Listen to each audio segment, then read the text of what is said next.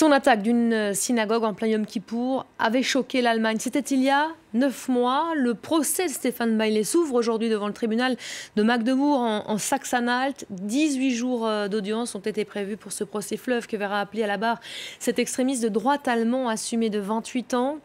Le jour de la fête religieuse juive, armé jusqu'aux dents, il avait donné l'assaut d'une synagogue remplie de 52 fidèles avant, faute de parvenir à entrer, de retourner ses armes contre deux passants.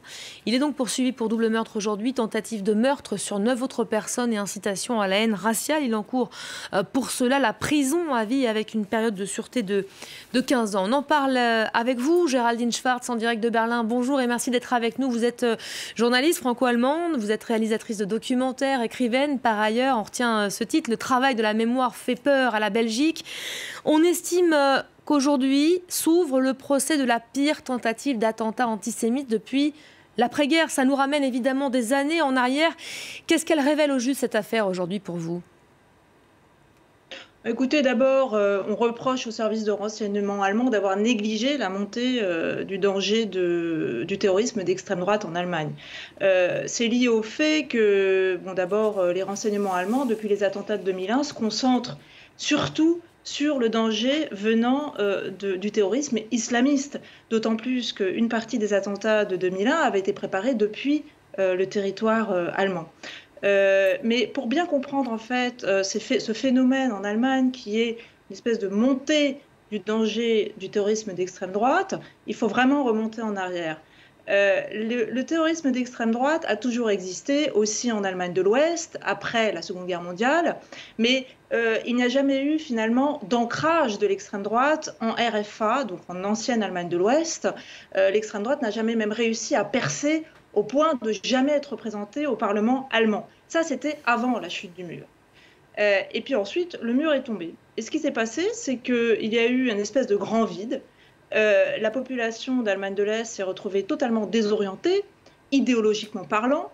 Il y a eu toute une jeunesse désœuvrée qui était au chômage, qui n'avait absolument plus d'ancrage, si vous voulez. Et les partis et les réseaux d'extrême droite d'Allemagne de l'Ouest ont vu là une opportunité.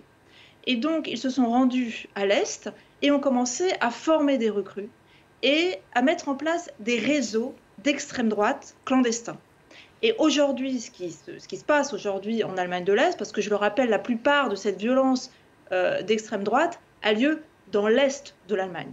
Eh bien ça, c'est la conséquence de cette mise en place progressive de réseaux d'extrême droite depuis la chute du mur, que les services de renseignement, si vous voulez, n'ont pas vu venir parce qu'ils ont sous-estimé le phénomène, mais aussi parce qu'ils étaient occupés avec le terrorisme islamiste. Alors justement, cette résurgence, elle est clairement passée sous les radars ces dernières années. Les actes de terrorisme d'extrême droite se sont multipliés ces dernières années. Il y en a eu 3 ces 9 derniers mois. L'opinion publique et la classe politique allemande prennent-elles désormais la mesure de cette menace ?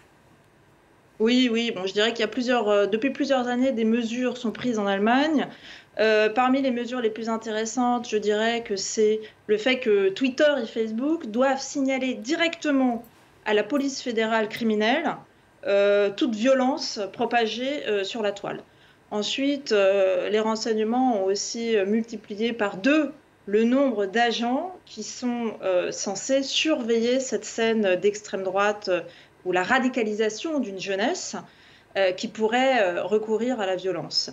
De manière générale, au niveau législatif, l'Allemagne a toujours été assez puissante, mais il faut, je pense, là, faire une distinction entre le terrorisme d'extrême droite et l'idéologie d'extrême droite.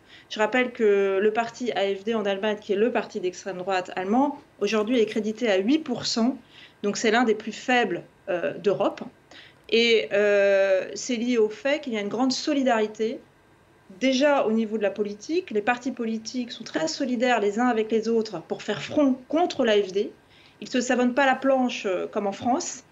Et puis aussi au niveau des médias.